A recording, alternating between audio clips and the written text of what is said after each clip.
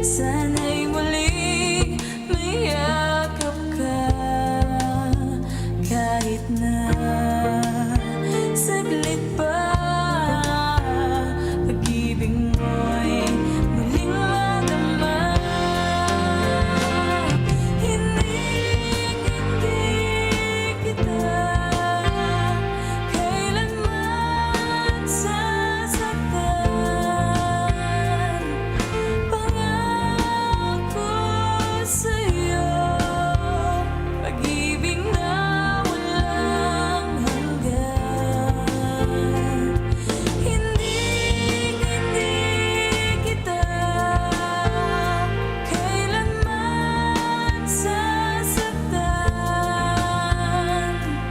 Pangako sa'yo, pag-ibig na walang hanggan.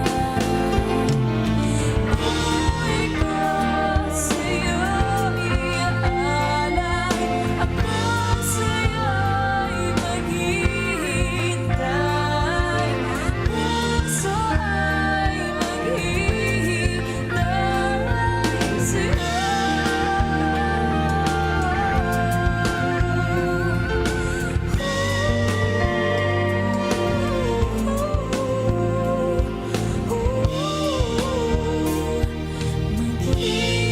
Maghihintay sa'yo.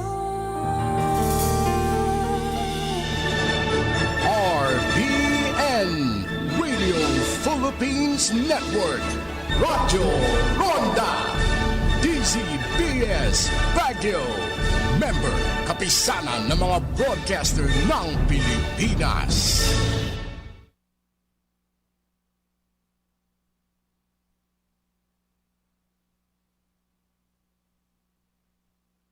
Basta't laging handa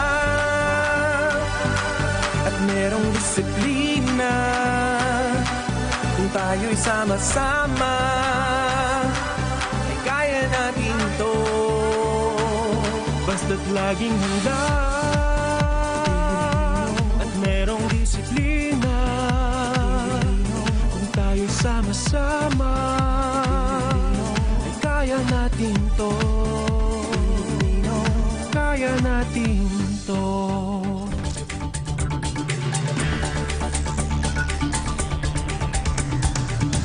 Basta't laging handa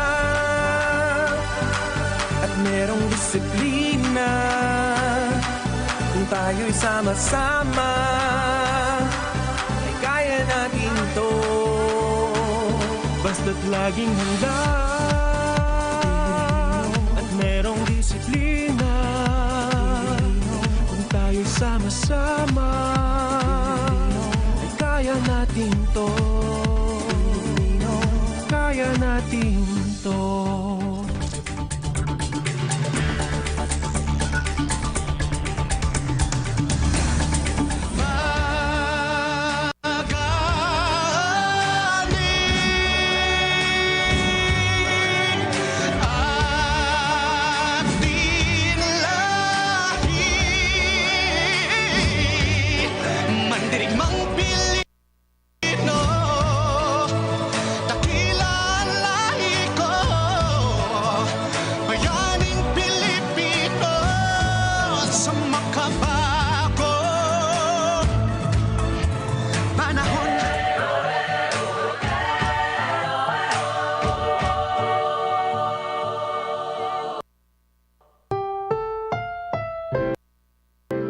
Ang susunod na programa ay rated PG.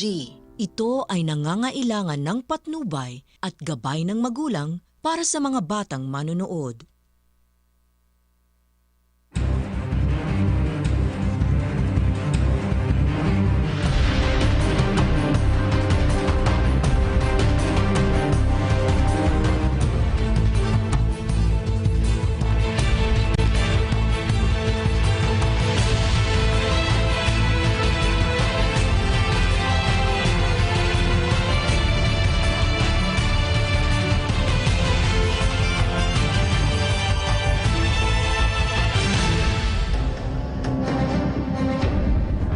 Magandang araw, Pilipinas.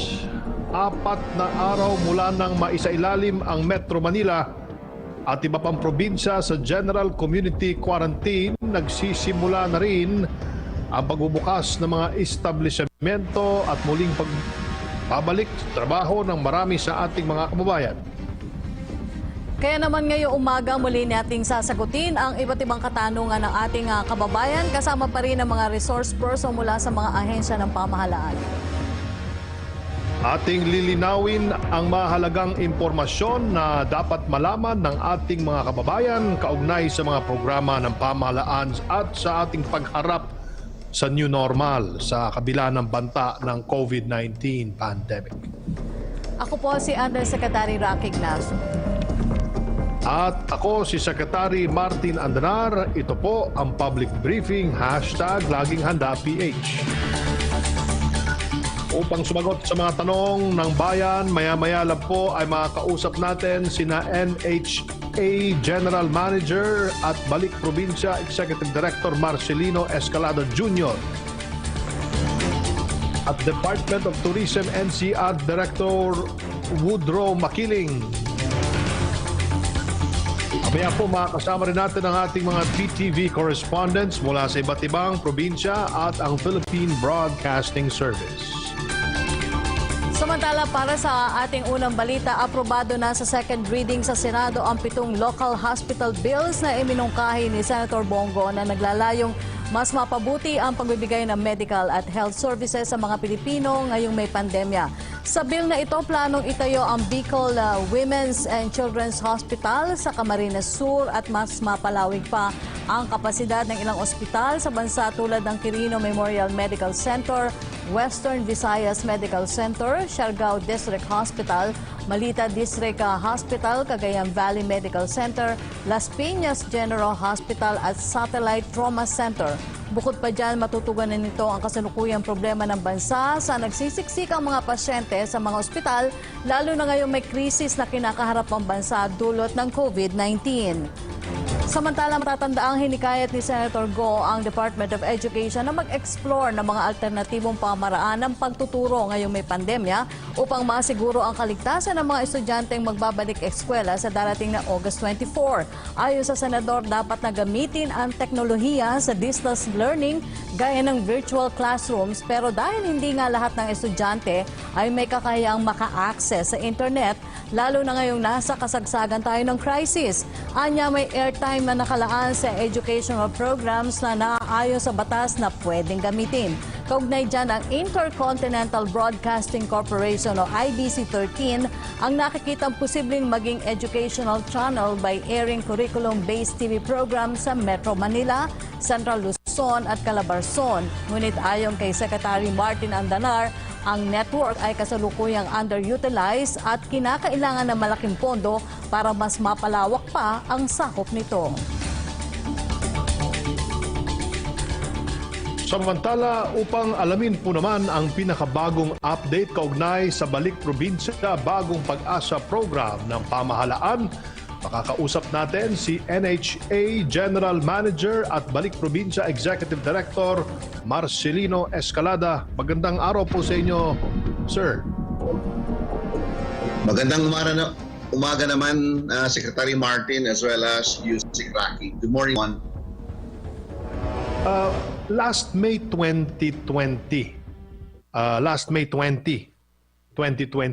sinimulan na ang send-off ng first batch ng Balik Probinsya Bagong Pag-asa program kung saan nasa mahigit 100 individual ang naihatid sa kanilang mga probinsya. May target province na po ba tayo ngayon at kailan po ang susunod na batch? Thank you, Secretary Martin, for that question. Tama yun. So we had a pilot project last May 20 of 2020. Then pagkatapos, we did an evaluation upon the completion of the rollout. At saka ngayon, we are set already to have a simultaneous rollout effective June 11 of 2020. So I'm speaking again for Leyte, Samar, Negros Occidental, Northern Samar, Kamsur, Eastern Samar, Sambo Norte and Sambo Lanao del Norte, I mean. So itong tatlong provinces, the top 3 of the 10, the first 3 I mean, for the first 3 of the top 10 are the most numbered provinces natin na gusto ng uwian ng ating mga kababayan, Secretary Martin. So again, we are confirming that our next batch of rollout will be on June 11 for Leyte. So we will be sending another 100 qualified enrollees to the Balik Probinsya Bagong Pag-asa. And I have also coordinated Secretary Martin and Yusek Rocky to our Governor Migs Villapuerte of Camsur. So instead na sabay sila sa June 11, we will schedule it on June 12 kasi we will also be experiencing congestion in our dispatch area. So there will be minimum of 5 or 6 buses every day from June 11 and June 12, and we hope to get another schedule for Sambo Norte and Lanao del Norte. So right now, Secretary Piñol of Minda is coordinating with the provinces of Mindanao. Particularly, I'm speaking of Sambo Norte and Lanao del Norte. Ayon sa inyong tala, so ay nasa mahigit 79,000 na ang nakapag-register sa BP2 program. Ano na ba yung kabuang bilang ng applications na natatanggap ninyo online at yung mga pumunta sa Balik Probinsya Centers? Tama yan, Secretary Martin. No? There are 2 ways within which an applicant can go into our enrollment. So in the observance of the physical distancing, we would comply with that. That is why sabi natin, mas maganda that everyone will apply via online. So there are 79,000 already as we speak right now that have enrolled online. So ito yung mga nasa barangays within NCR. However, meron din tayong sinasabi that there are those kabayan natin within NCR na wala namang net connection at saka walang smartphones.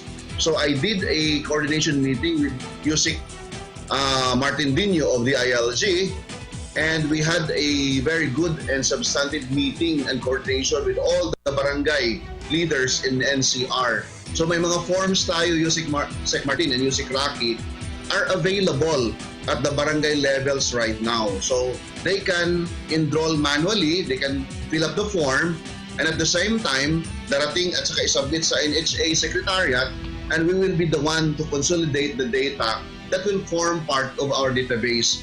So we expect, Secretary Martin, another 10,000 applications via manual because we produced already the first 50,000 forms which we distributed. So we expect around 10,000 to be in anytime towards the end of this week. So yun ang mag-form part of our database both for online as well as enrollment. Saan po maaaring matagpuan ang mga BP2 centers?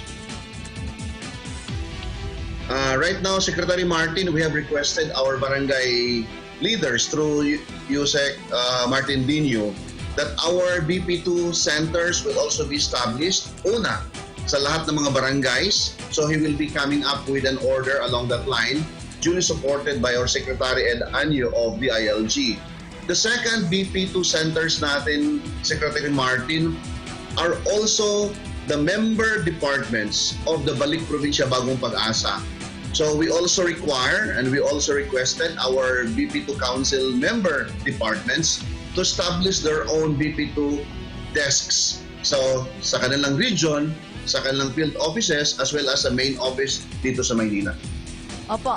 Sir, bukod po sa Central Visayas, ano-ano pa yung mga probinsya na may pinakamaraming nais uwian o nais balikan ng ating mga kababayan? Kasi sa tingin niyo po ba, bakit sa Central Visayas po yung may pinakamaraming nais umuwi?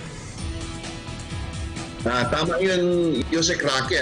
If you notice in our top 10 provinces that most of our 79,000 have enrolled in this particular website, the top 5 all fall under the Visayas region. And if you notice sa ating mga profile, these were all residents of Metro Manila for the last 7, 6, or 5 years. My impression, my data tells me that indeed this was the time when Yolanda hit the Tacloban and Yolanda corridor from Eastern Samar all the way to Palawan. So ito yung population that migrated, that left the Yolanda corridor from Eastern Samar all the way to Palawan, Ormoc, Leyte, Southern Leyte, the Samar provinces. Ito yung mga tao na victims of the Yolanda calamity. The second 5 in our list are all provinces of Mindanao. If also you notice, it's Sambo Norte, Sambo Sur, Lanao del Norte. These are also the provinces, Yusik Rocky, that were also badly hit by insurgency 5 years ago, 3 years ago, in the areas of Mindanao. So makikita mo yung movement ng tao upon a certain calamity, whether it's natural or even man-made calamity, that indeed the opportunities in the provinces at that time were no longer available. That is why they left their province and they proceeded to Metro Manila. But again, because of the pandemic right now, that triggered another movement. So there is what we call the reverse migration. So dapat babalik na rin sila doon sa mga probinsya nila, because after 7 years, in the case of the Yolanda corridor, and in the case of Mindanao, after 3 years or 4 years, these provinces have also bounced back already, have gradually developed and bounced back already. Opo. Sir, kaugnay dyan, paano naman po yung magiging sistema natin sa pagpapauwi sa kanila? Ilan ba yung dami ng returnees na target nating mapauwi ngayong buwan? Tama-tama yun, Yusik Rocky. The targets, we have the targets from the point of view of the BP2 Council. However, the targets remain to be a tentative figure because there is one consideration that we have to consider, Yusik Rocky, and that is the readiness of the LGU. During my discussions with the various and the different governors, hindi lang talaga one-sided na magpabalik tayo ng isang bus, dalawang bus, isang barko, but we can also should be able to consider the readiness ng isang LGU. So right now, Yusik Rocky, the figure is very fluid. The figure is very tentative, not final yet, because in the case of Leyte, their testing capacity, Yusik Rocky, is only 100. So 100 will be the maximum number that we will deploy in a certain dispatch time.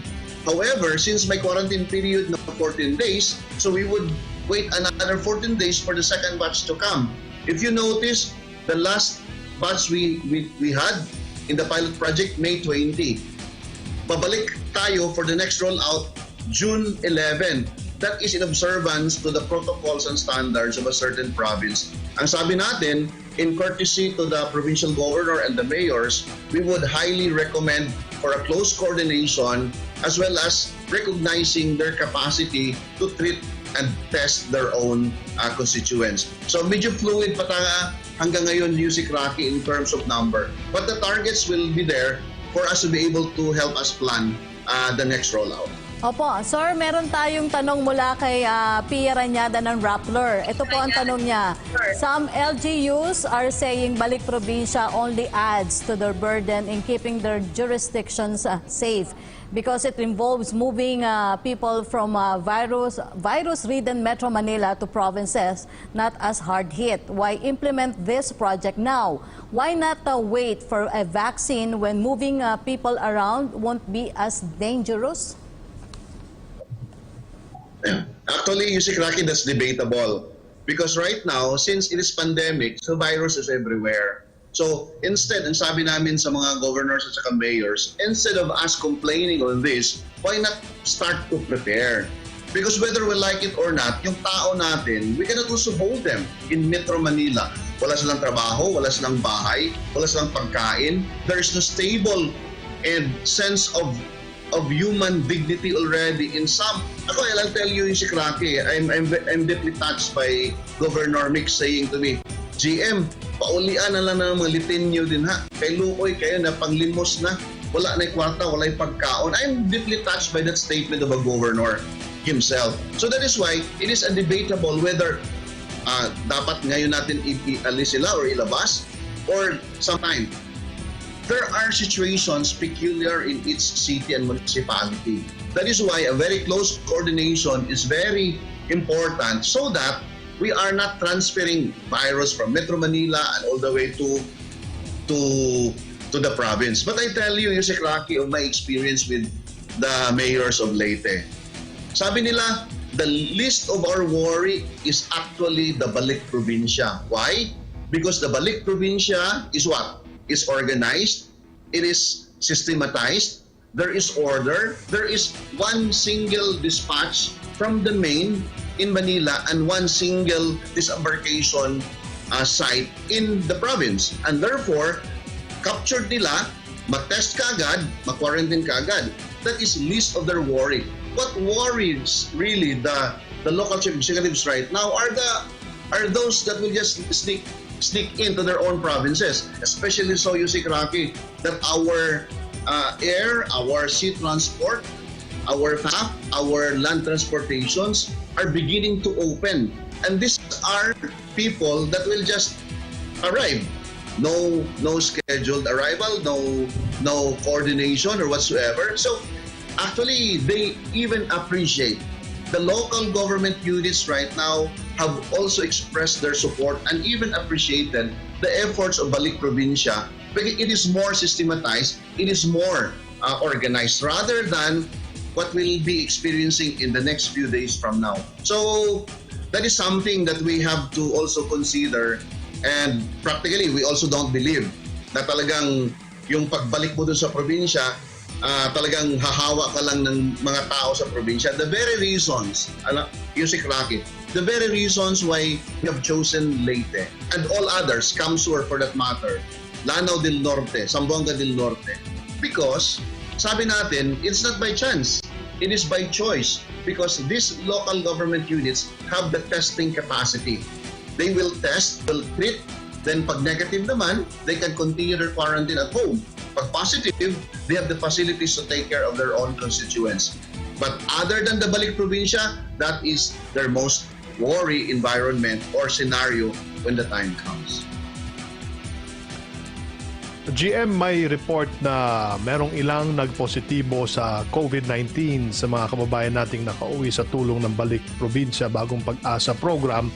At minsan din po ay ito'y nahahalo doon sa Hatid Probinsya. So merong kalituhan between these two projects. Pero paano po nangyari na may nagpositibo sa COVID-19 pagdating nila sa Leyte, ngunit ay dito po sa Metro Manila ay na-quarantine na sila at sila ay nag-negatibo?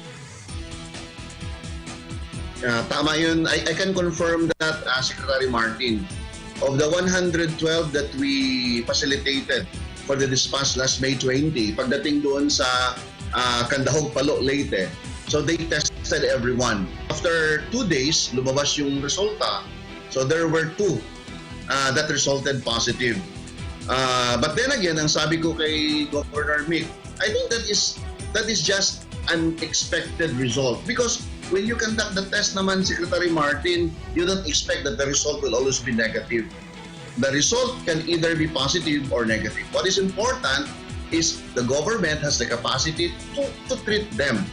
Otherwise, hindi natin pipiliin yung ating Leyte, Camsur, kung wala silang testing capacity and facility. Now, on one hand, tama yung sinabi mo, Sec Martin, with respect to nag-mix up na yung population.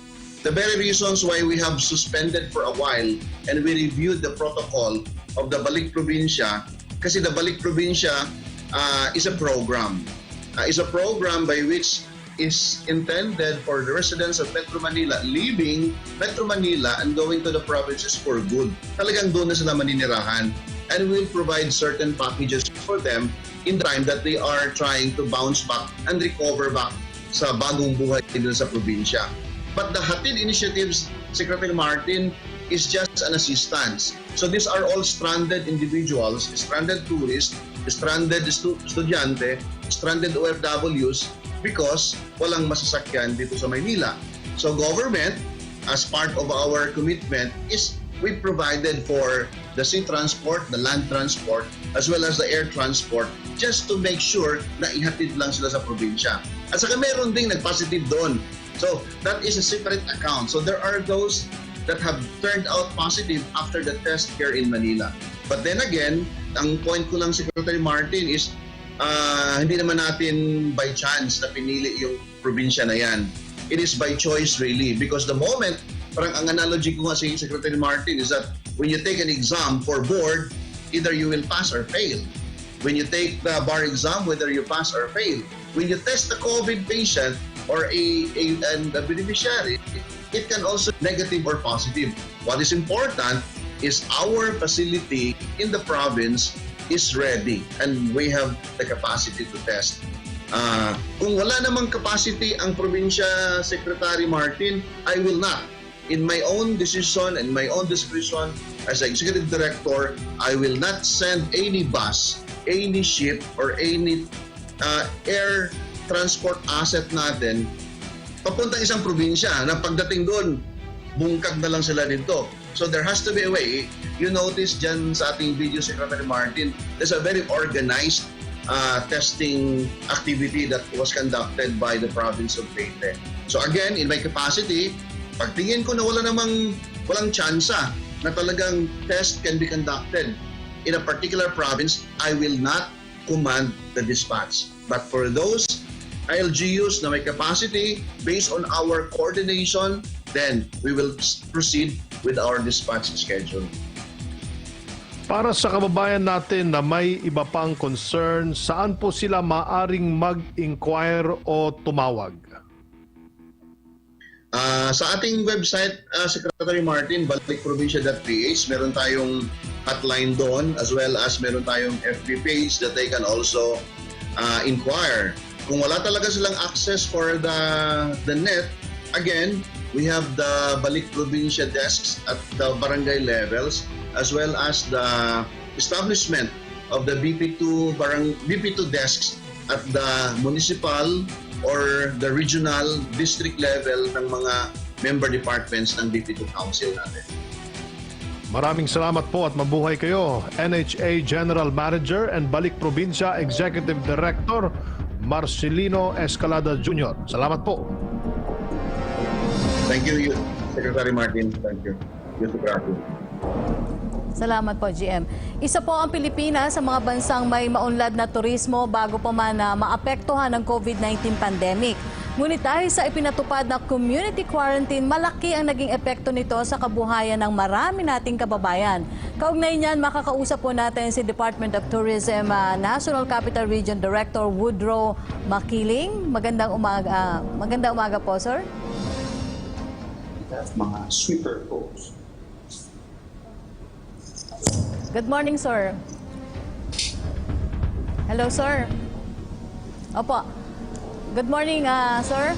Kumusta na po yung naging tugon ng DOT NCR sa mga nakaraang buwan ng community quarantine ng Luzon? Can you hear me, sir? Hi, Yusek Rocky. Opo. Sir, kumusta na po? Ito po ang... Yes, ma'am. Opo, welcome po sa Laging Handa. Ito po yung tanong natin para sa inyo, sir.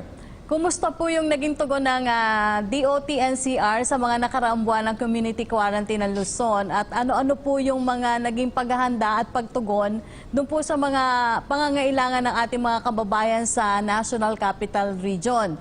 Yung mga banyagang dumadaan po sa NAIA at yung ating mga OFWs na patuloy pa rin pong dumarating sa bansa. Good morning po, Yusek Rocky. Una sa lahat, marami pong salamat kay Secretary Martin Andenar, ang ating kaibigan po na sumusuporta sa DOT NCR, and for having us here at Laging Handa para po isawalat at ma-report sa ating mga sambayanan po ang mga ginagawa ng inyong Department of Tourism dito po sa National Capital Region. So, since pag-start pa lang po ng lockdown dito sa Metro Manila, it is very, maganda yun yung sa Kraki kasi lahat ng mga regional directors at lahat ng management ng DOT at that time, just before the lockdown, we were in an event supposedly for the President, somewhere in Region 6 in Western Visayas. Kaso nga, nag-outbreak na at hindi na natuloy si Presidente at may ugong-ugong na po na may lalabas na lockdown na sometime midnight of May 15. So, ang ginawa po doon is nag-emergency meeting po agad.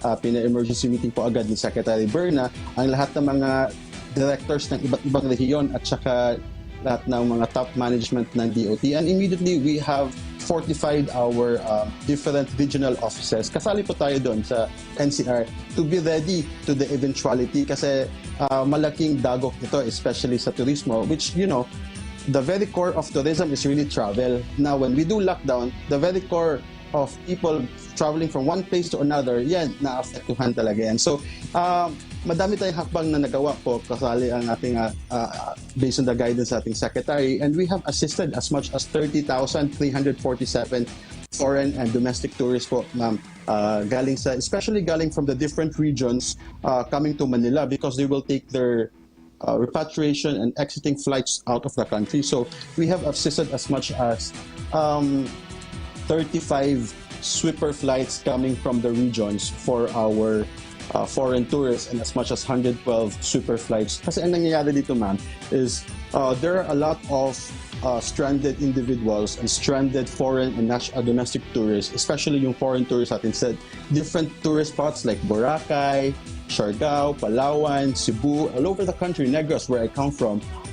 So ang ginawa po yun, si Secretary really made sure that we have to get these foreign tourists out of our provinces and assist and facilitate na makaalis sa bansa. So the Department of Tourism mounted as much as 28 sweeper flights coming from the different provinces where we have our bulk of our tourists papunta ng Metro Manila dito sa NAIA kasi andito yung mga para makaalis sila out of the country already. But just the same, we also assisted different mga konsulado at mga embahada dito sa Manila na nag-organize ng kanilang kasariling sweeper flights para to make sure that their nationals are able to leave the country safe and sound amidst this pandemic. So, aside from that po, ma'am, we were able to assist also hindi lang dito sa paliparan ng ating bansa sa NAIA kasama ang ating partners ng mga dito sa MIA at dito sa OTS, sila General Manager Edmond Real. We were able also to assist yung mga sweeper boats galing sa different regions sa seaport po. So we assisted as much as 6 sweeper boats via Tugo coming from the different, especially from Palawan and Mimaropa region. No? So sa kabuuan po, yung sa Kraki, we were also, likewise, ang very peculiar dito sa NAIA at National Capital Region, as much as there's an exodus of foreign tourists and domestic tourists coming from the regions papunta dito sa Luzon at NCR, paalis ng bansa din. Meron din tayong tinatawag na mga returning overseas Filipinos or yung mga OFWs natin at mga OFs natin na galing sa ibang bansa gusto umuwi dito sa ating sa Pilipinas dahil mas grabe ang pandemic abroad actually, I think sa news alam ng mga tao yan that in fact Philippines is more successful in addressing this pandemic as compared to other countries. That's why ang daming umuwi ngayon. As much as 40,000 OFWs already have arrived. And tayo po sa tulong ng Tourism Promotions Board, nakapagbigay po tayo ng ayuda sa ating mga OFWs kasi kagustuhan po ito ng Secretary Berna na yung mga OFWs kasi doon nagsistay sa ating mga hotels. Kasi yung mga hotels natin, kinonvert natin into quarantine facilities. As you may all know, under lockdown, hindi talaga pwede mag-operate ang tourism kasi walang leisure, di ba? But ang ating mga accommodation establishments, hotels, pension house, ay kinonvert po natin into quarantine facilities to heed the call of government to, help, assist in this management of the pandemic. So, yung mga OFWs na nakatira sa mga modest accommodation establishment ng mga pension house na masyadong hindi handa sa pagdating ng mga OFWs doon, nagbigay po ang Tourism Promotions Board ng as much as 5,000 hygiene kits. So maganda po ito, ma'am. If I think may mga slides tayo dyan na nabigay din kay Ma'am Kelly, if pwedeng ma-share natin that because itong hygiene kits, toothpaste, alcohol, toilet paper, and all of the basic essentials andun binigay natin para sa ating mga OFWs billeted at our quarantine facilities ng mga hotel. So, sa kabuuan po ma'am, if there's one thing that in the tourism industry in Metro Manila, ang ating lahat ay patay, di ba? Like lahat are down, everything's like travel agencies. But if there's one subsector that has survived and have likewise assisted the government, is the subsector in the hotel industry. If you notice ma'am, may binigay tayo na slides, gusto nating ipakita ito kasi makikita natin na at, sometime March, nag-close lahat. But because of the joint administrative order galing sa DOT, DOH, tsaka sa DILG, we were able to open and operate as much as many hotels possible to accommodate para gawing quarantine facilities sa ating mga returning overseas Filipinos. So, as of March 31, we were able to operate 15,000 rooms already. And then hanggang sa April, 41,900 rooms. And then, in fact, sometimes naging 80% po USEC ang ating mga occupancy rate. So parang, this time of the year, it is a peak season. No? But I think for the past 8 weeks or so, I think we are able to provide and continue the income generation of our subsector in the hotel industry and, able to provide work also sa ating mga empleyado, sa ating mga hotels on a limited scale. Apparently, majority of the hotels talagang nag-full capacity kasi ang daming dumating ng mga returning overseas Filipinos. In fact, sometime May 24, 41,664 rooms po ang occupied at that time, ma'am. So, that's as much as around, if makikita nyo sa screen natin, 47% OFWs and 30% BPOs. If you are, I think nabalita din yung USEC na lahat ng mga workers sa BPOs and essential workers are allowed to stay in the hotels that's nearby their workplace. No? So I think si Presidente gave a marching order to our officials to bring home the 24,000 OFWs stranded in Metro Manila because of yung delayed natin sa mga quarantine certificates. If you notice in May 24, we have 41,664 rooms occupied. By the end of that 7 days or 1 week po, USEC, naging 31,000 occupied rooms na lang kasi talagang nakaalis na po ang mga 24,000 OFWs. Majority are staying in the hotels as quarantine facilities, some sa mga cruise ships na nakadock sa Metro Manila, Manila Bay, and of course yung sa mga different quarantine facilities. So, takeaway po, we are successful in terms of opening as many as 470 hotels, USEC Raki, to accommodate our returning overseas Filipinos and other essential health workers and other essential workers. This amounts to 56,871 rooms in the National Capital Region. But as of today, or as of yesterday, since majority of the OFWs nakaalis na, very successful, yung sinabi ni Presidente na 1 week na-achieve naman. So, ngayon, madami tayong available rooms. We have as much as na-freed up, there's 25,000 freed up rooms already. Or right now, we are only 56% occupancy po, ma'am. Opo. Director, may tanong po si Joseph Morong ng GMA 7. Isang quick lang po, question niya dito. Kailan daw po magsisimula ang mga tourism activities? Yes, ma'am. I'm sure ang daming tanong. Kaya,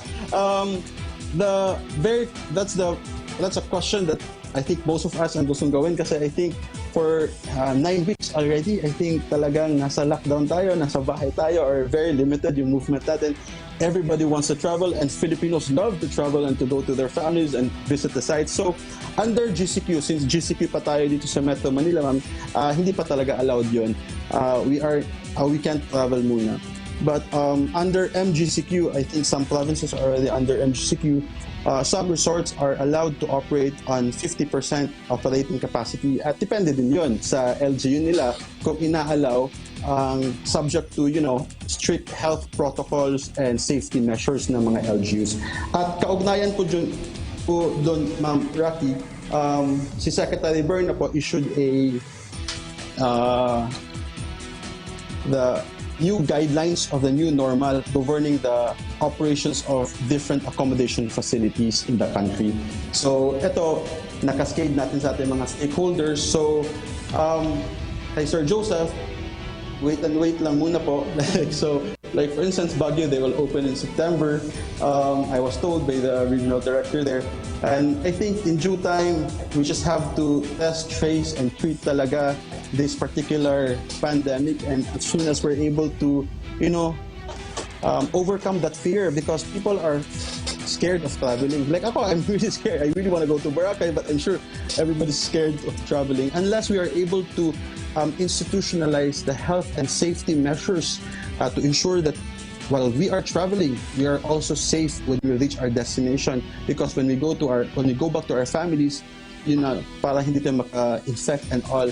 So it's good that keep the feeling of wanting, because tourism, it's all about experience. And for us to be able to experience a certain product in a certain destination, we have to be there physically. And so hintay-hintay lang po. We will soon open, hopefully in NCR. We are able to open our different sites and different, nami-miss ko na nga ang mga Jones Bridge na yan, mapapicture doon, ang daming mga tao, different sites dito, USEC, no? Okay. Okay, maraming salamat po sa inyong oras, Department of Tourism, National Capital Region Director Woodrow Makiling.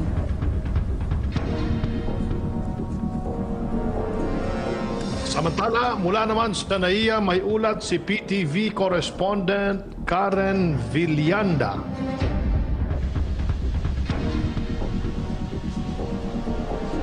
Secretary Martina, dito nga tayo sa Terminal 2 kung saan nandito yung 300 plus na mga katao na dito natulog sa Terminal 2 kagabi. Ayon sa ating mga nakausap, ay hindi sila mga OFW kundi sila yung mga local stranded individual.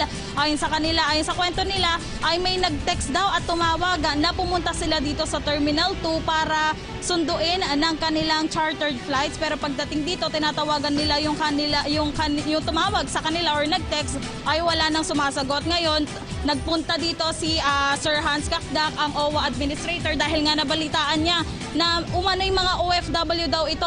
Sir Hans, pakilinaw nga. Oo, nakapanayam ko rin sila, SecMart, USEC Rocky, at ayon sa impormasyon na binigay nila, sila nga ay locally stranded individuals. Hindi po sila OFWs. Meron silang mga application sa recruitment agency. Pinalipad sila from Mindanao here to Manila ng kanilang recruitment agency. At meron silang mga application na naudlot. Hindi po nagpatuloy itong kanilang balak na maging OFW. So hindi po sila OFWs at na-stranded sila sa Maynila. They never left the country. So ang pwede pong isagawa dito ay ayusin yung kanilang documentation as locally stranded individuals under the IATF regulations. And then yung pag-coordinate po sa Balik Probinsya program. And of course dito sa OWA, dahil kasama tayo sa one-stop shop, ay magko-coordinate kami sa DOTR din at sa CAAP at sa iba pang kinauukulan kung ano mga options natin para sila ay makabiyahe pa uwi. And of course sa OWA, gana ng OWA, tayo ay namamahagi for their well-being. No? Namamahagi tayo ng food since last night nung lumagi sila dito until today. Sir Hans Kakdak, ang alam ko po, mga OFW ang ating hinahawakan. Pero as of now, dito sa mga non-OFWs, ano na po yung mga itinulong natin pagdating po natin? O yun nga, tayo ay nagmamanman sa sitwasyon nila, nagbibigay tayo ng pagkain at yung kanilang, of course, yung kanilang well-being, monitor din natin. Napansin ko may isa o dalawa na medyo senior citizen. So, binamanmanan natin ang sitwasyon nila. And as I said, with a strong interagency effort dito, we are finding options kung paano sila makauwi. Nililista na po ba natin mga pangalan nila, sir? Yes, nilista natin yung mga pangalan. Saka itong mga recruitment agency nila na binitawan sila, ipananagutin natin sa korte at sa POEA. Dahil sila ay may responsibilidad din sa kanilang mga aplikante dahil sila nagpadala nila dito, libre yung plane ticket mula Maynila until Mindanao, until Maynila, bakit hindi ho nila mapangatawanan yung pauwi from Manila to Mindanao? So tatanungin din po natin yan sa mga recruitment agency na ito. Thank you very much, Sir Hans Kakdak. Sa ngayon naman, Sec Martin, nawala na dito yung pila ng ating mga OFW dahil inayos na sila ng MIA para nga magkaroon ng social distancing at para na rin sa kapakanan ng isa't isa para sa banta ng COVID-19. At yan na muna ang latest magmula dito sa Terminal 2. Karen Villanda para sa Bayan. Salamat, Karen Villanda. Samantala sa pagsasailalim ng Metro Manila at iba pang probinsya sa General Community Quarantine, naging mainit ang usapin sa sektor ng transportasyon kung saan kabila-kabila po ang naging reaksyon ng mga ating mga kababayan. Makakausap natin si Chairman Delgra ng LTFRB. Magandang araw po. Okay, pero babalikan po natin si Attorney Delgra para pa rin po sa ating mga maraming katanungan na may kinalaman pa rin po sa transportasyon matapos nga po isailalim ang Metro Manila sa GCQ.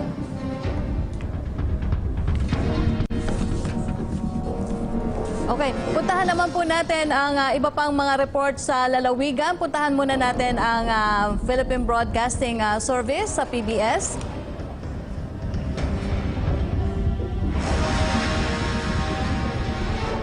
Okay, Secretary, ayan. Medyo nagkaroon tayo ng ating difficulty sa ating Problema. komunikasyon. Hindi naman maiiwasan po yan. Alam mo, kasi siyempre, ngayon na nagsimula na yung pasukan, di ba? Yung ating communication lines ay marami nang gumagamit din. Hindi tulad nung panahon na tayo naka-ECQ na mangilan-ngilan lang tayo gumagamit ng malaking bandwidth. Kaya may problema talaga dyan. That's already a given, ka nga. 11:44. Pasalamatan natin, Rocky. Yes, sir. Ang ating mga nakusap na mga bossing dyan sa kapisanan ng mga broadcaster ng Pilipinas na patuloy po na sumusuporta sa laging handa public briefing. Ito po ay sa kanilang pakikiisa na rin sa ating national government. Yes, next week makakaasa po kayo ng mas pinalakas na laging handa. Siyempre makakasama natin yung iba pang kasama natin sa Hanap Buhay, Secretary Martin, ng mga reporter sa iba't ibang estasyon ng radyo at telebisyon. Maririnig niyo po yan sila dito. Makakasama rin natin dito sa laging handa starting next week po yan. Yan. Kaya it's something that to look forward to. Okay, sa puntong ito, Secretary, dumako muna tayo sa pinakahuling ulat mula sa iba't ibang lalawigan, mula sa Philippine Broadcasting Service. Makakasama po natin si Zarina Lusuergo. Zarina? Maraming salamat, Yusek Rocky, at narito na nga po mga balita mula dito sa hashtag COVID-19PH Radio, Radyo Pilipinas. DPWH Bicol nagpakita ng kahandaan sa pagpasok ng tag-ulan, landslides at baha. Mga bagong dredging equipment ipinresinta. May report si Ronil Penaflor. COVID Radio. Hashtag Laging Handa, Radyo Pilipinas Special Coverage. Nagpakita ng kanilang labis na kahandaan ang tanggapan ng DPWH dito sa Bicol Region matapos na tanggapin nila at ipresenta sa publiko ang kanilang mga bagong bili na heavy equipment na binubuo ng 8 mga dredging at support equipment na malaki ang may tutulong sa parating na tag-ulan, baha at landslides dito sa Kabikulan. Ayon sa report, tamang-tama ang timing ng pagdating ng mga kagamitan dahil sa nagsisimula ng maranasan ang masamang panahon tulad ng malalakas na ulan at bagyo dito sa Bicol. Mismong ang DPWH Regional Director Melvin Navarro ang tumanggap ng mga bagong dredging equipment. Labis ay kinutuwa ng naturang opisyal ang mga dagdag na mga kagamitan upang mas lalo pang mapabilis ang kanilang pagtugon sa mga problemang dala ng tag-ulan at bagyo na madalas dito sa Bicol ay nangyayari. Sa ngayon ay may mga lugar sa Bicol na tinukoy ang DPWH na kanilang masusing binabantayan dahil sa ito ay pawang mga landslides at flood-prone areas kung saan dito nakatakdang idestino ang mga bagong kagamitan sa pamamagitan ng kanilang mga engineering offices. Ang mga bagong equipment ay binubuo ng 2 units ng wheeled excavator, isang unit ng amphibious excavator, isang unit ng tractor head at low bed trailer, isang unit ng truck-mounted crane at 3 units ng Mitsubishi Strada pickup. Halis sa Ciudad Ignaga sa probinsya ng Camarines Sur, Ronil Peñaflor, para sa Radyo Pilipinas. COVID Radio. Hashtag Laging Handa, Radyo Pilipinas Special Coverage. Mahigit 3,000 magsasaka ng palay sa bayan ng Dolores tumanggap ng binhi at abono mula po yan sa Department of Agriculture. Mula Borongan may report si Penelope Pomida. COVID Radio. Hashtag Laging Handa, Radyo Pilipinas Special Coverage. 3,200 na magsasaka ng palay ang tumanggap ng certified at hybrid rice seeds o binhi at abono Lunes sa bayan ng Dolores. Ang naturang binhi ay mula sa Rice Resiliency Program o RRP ng Department of Agriculture sa tulong ng Pamahalaang Panlalawigan at Local Government Unit. Ang RRP ay bahagi ng Plant Program o Ahon Lahat Pagkaing Sapat kontra COVID-19 na naglalayong mapalakas ang lokal na produksyon ng ani at kita ng mga magsasaka. Kaugnay nito, aabot 1,200 ang nabiyayaan ng hybrid na binhi, samantala 2,000 naman ang inbred. Ang libreng binhi ay depende sa lawak ng kanilang palayan. Ang hamon ni Governor Ben Ibardoni na pag-ibayuhin pa ang kanilang pagsasaka upang tumaas pa ang kanilang ani. Ang bayan ng Dolores ang may pinakamalawak na palayan na umaabot sa 6,000 ektarya at may irigasyon. Siniguro naman ng mga magsasaka ang kanilang suporta sa agrikultura patungo sa rice self-sufficiency ng Eastern Samar. Ibig sabihin, hindi na angkat ng palay sa labas ng probinsya ang mga estihanon. Sinabi naman ni Provincial Agriculturist Virgilio Capon, mula sa 63% rice sufficient, pagsisikapan na maging 73% ang rice self-sufficiency ng Eastern Samar. Tikang Didiha, Syudad, Borongan, Pen Pumida, Radyo Pilipinas. COVID Radio. Hashtag Laging Handa, Radyo Pilipinas Special Coverage. Samantala, Kadiwa on Wheels ng Department of Agriculture Region 9 naman po. Patuloy na maarangkada ngayong buwan ng Hunyo sa lungsod po yan ng Zamboanga. May report si Justin Bulanon. COVID Radio. Hashtag Laging Handa, Radyo Pilipinas Special Coverage. Nagpapatuloy ang isinasagawang Kadiwa on Wheels ng Department of Agriculture Region 9 upang maihatid ang mga samot-saring produkto mula sa mga magsasaka at mangingisda para sa mga residente ng lungsod ng Zamboanga. Sa ika-19 na operasyon ng Kadiwa on Wheels sa Barangay Zambuud sa naturang lungsod, nakapagtala ito ng 480,485 pesos na kabuang kita, kung saan mahigit 963 mga residente ang naging benepisyaryo mula sa naturang programa. Kasabay nito, nag-iisa rin ang Caravan Rolling Store ng Department of Trade and Industry 9 sa paghahatid ng mga abotyayang bilihin sa tulong ng mga nakilahok na business enterprises sa naturang ahensya. Ang Zamboanga Mobile Market ay ang pinagsamang proyekto ng DA9, DTI9, COVID Radio. Hashtag Laging Handa, Radyo Pilipinas Special Coverage. At yan po mga balita mula po sa iba't ibang lalawigan dito sa hashtag COVID-19 PH Radio, Radyo Pilipinas. Back to you, Yusek Rocky. Maraming salamat sa iyo, Zarina Luzuergo. Mula naman sa PTV Davao, may ulat si Jay Lagang. Maayong buntag ni mo, Jay.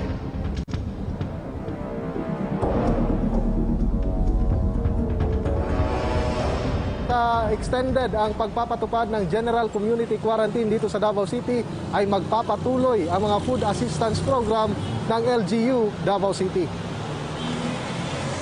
Secretary Martin, napag-alaman natin na kahit na natapos na nga ang 3 sa 7 food assistance program ng lokal na pamahalaan ng lungsod ng Davao, ay magpapatuloy ang 4 nito sa panahon ng General Community Quarantine. Kung saan ang nasabing mga programa ay ang food ration, tabang sa industriya panghayupan, City Mayor's Office Quick Response Ration, rice distribution, hot meals, tabang sa mag-uuma at ang food assistance para sa mga manggagawa sa mga establishmento na ipinagbabawal pang mag-operate sa GCQ.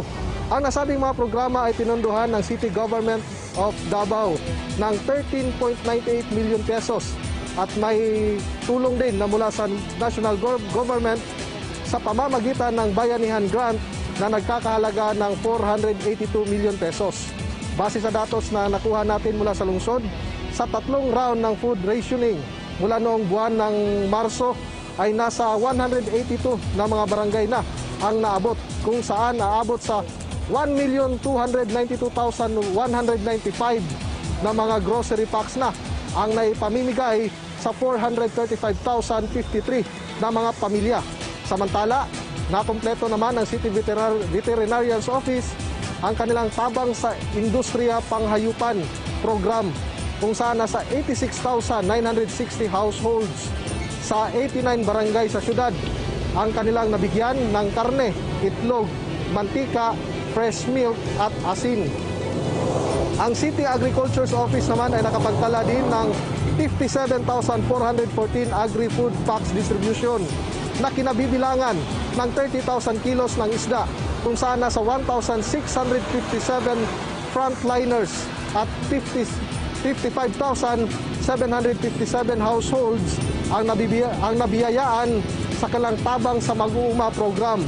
Nasa 22,720 naman na kaban ng bigas ang naipamahagi sa 182 na mga barangay sa syudad para sa rice distribution program ng lungsod. Kasama na dito ang 13,259 na grocery packs ang naipamahagi sa 3,395 na individual at 9,864 na mga grupo ang nakabenepisyo dito. Panghuli ay ang Hot Meals program ng lungsod. Ito ay mga libreng lugaw at lomi na ipinamimigay sa Barangay Secretary Martin kung saan mula April 2 hanggang June 1 ay nasa 98 na mga barangay ang nabigyan nito, katumbas ng 2,270 pots ng lumi at 12,530 pots ng lugaw. Ang nangunguna naman ito ay ang Barangay Cultural Communities Affairs Division o BICAD dito sa lungsod ng Davao. Secretary Martin, COVID update tayo dito sa Davao Region. Kahapon ay may 6 na nadagdag na confirmed cases ng COVID-19 dito sa Davao Region, kaya umakyat na sa 359 unconfirmed cases dito sa Region 11. Samantala, walang naitalang nasawi sa nasabing sakit dahil kaya nananatili pa rin na nasa 30 ang death sa COVID-19 at isa ang nadagdag sa recovery kaya umakyat sa 156 ang recovery sa COVID-19 dito sa Davao Region. At yan muna ang latest. Secretary Martin dito sa Davao City, Julius Pacot para sa Bayan.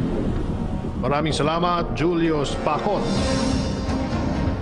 Samantala, magbibigay din ng pinakahuling balita si Breves Bulsao mula sa PTV Cordillera. Yes, magandang tanghali, Yusek Araki at Secretary Martin. Ipinagmalaki ni Satanga Mayor Gabino Ganggangan sa kanilang mga kritiko dito sa probinsya o sa rehiyon na buhay pa rin ang kanilang kultura ng pagtutulungan hanggang sa ngayon. Ito ang dahilan kung bakit may mga ayudang bigas mula sa DSWD ang naibalik noong kasagsagan ng COVID-19 at naibalik din sa kaban ng gobyerno ang mahigit 1.4 million pesos na sumubra mula sa Social Amelioration Program ng kanilang bayan.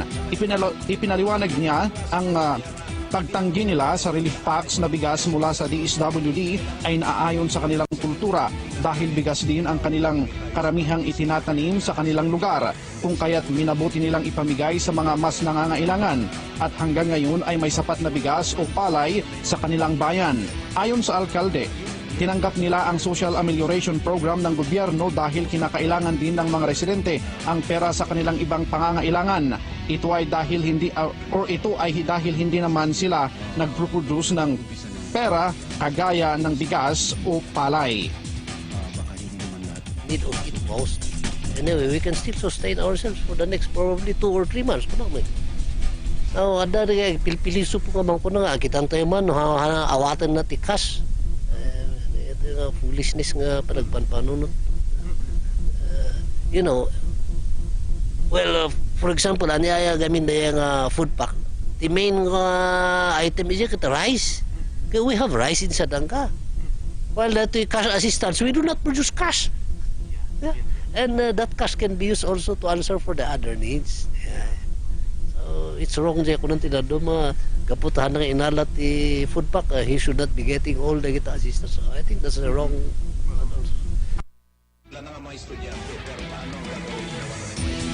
Ipinatupad din nila ng tama ang pamantayan sa pagbibigay ng social amelioration sa mga residente kung kaya't hindi lahat ay nabigyan ng SAP. Mahigit naman na 80% ang nabigyan ng SAP sa kanilang bayan at ang sobra o hindi nagamit na pera ay naibalik sa gobyerno kahit may ibang pangangailangan sa kanilang lugar. Maalala na binatikos ng iilang grupo ang naging pasya ng lokal na pamahalaan ng Sadanga sa Mountain Province sa hindi pagtanggap ng relief packs at hindi lahat ay nabigyan ng ayuda mula sa SAP. Ang Sadanga ay isa lamang sa mga local government unit sa Cordillera Region na may naibalik na pera sa gobyerno mula sa Social Amelioration Program. Ayon kay DSWD Cordillera Regional Director Leo Quintilla, 19 million pesos na ang naibalik sa kanila na SAP mula sa mga LGUs. Ipinagmalaki din ng DSWD Cordillera ang tradisyon at kultura sa rehiyon dahil hanggang ngayon bagong henerasyon ay napanatili ng mga mamamayan ang kanilang kinagisnang kultura sa pagmamalasakit sa kapwa. Hinangaan din ng ahensya ang ipinamalas ng mga LGUs sa rehiyon na good governance sa SAP implementation, lalo na ang istriktong implementasyon sa guidelines ng SAP. Yan ang balita mula dito sa Benguet, Breves Bulsaw para sa Bayan. Maraming salamat sa iyo, Breves Bulsaw. Samantala, dumako naman tayo sa COVID-19 cases update sa bansa. Base sa pinakahuling tala ng DOH, umakyat na sa 19,748 ang bilang ng mga nagpositibo sa COVID-19 na nasa 974 naman ang kabuang bilang ng mga nasawi. Pero patuloy ang pagtaas ang bilang ng mga gumagaling na umabot na sa 4,153. At yan ang mahalagang impormasyon na aming nakalap ngayong araw. Muli, maraming salamat po sa mga nakausap natin kanina sa inyong paglalaan ng oras para sa programa. Asahan ninyo na patuloy kaming maghahatid ng mga importanteng balita na kailangan ninyong malaman. Ang public briefing ay hatid sa inyo ng iba't ibang sangay ng Presidential Communications Operations Office sa pakikipagtulungan ng Department of Health at ng kapisanan ng mga broadcaster ng Pilipinas o KBP. Maraming salamat din sa Filipino Sign Language Access Team for COVID-19. Ngayong panahon ng krisis, mahalagang makiisa, maging maalam at mapagmatya sa ating pagtutulungan at pagkakaisa. Malalagpasan natin ang lahat ng ito. Together we heal as one. Muli ako po si Secretary Martin Andonar. At mula pa rin sa Presidential Communications Operations Office, ako naman po si Yusek Rocky Ignacio. Magkita-kita po tayo muli bukas dito lang